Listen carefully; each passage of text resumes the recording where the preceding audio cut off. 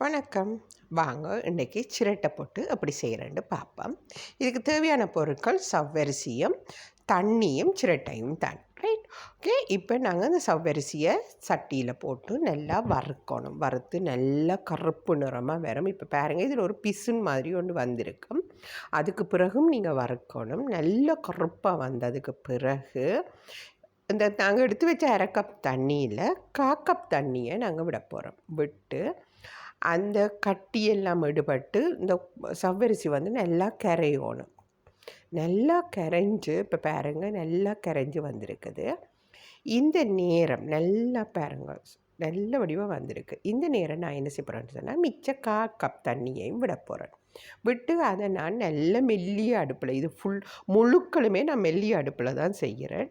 அடுப்பில் விட்டு அதை கொதிக்க வைக்கிறேன். அந்த நேரம் சிரட்டையை சுத்தம் செய்ய போகிறேன். அதில் இருக்கிற தேங்காய் அவ்வளத்தையும் எடுத்து இப்போ பார்த்தீங்கன்னு சொன்னால் அது நல்லா சுத்தமாயிட்டது. இப்போ பின்பக்கம் சுத்தம் செய்கிறதுக்கு நான் வந்து பான் வெட்டுற கத்தியைத்தான் பாவிச்சிருக்கிறேன். அது சுகமாக இருக்கும், அதால் பாவியுங்க. இப்போ இது வந்து நல்லா கொதிச்ச பாருங்கள், இப்போ ஒரு படை வந்திருக்கு. அந்த படை வர்றது தான் உங்களோட பதம்.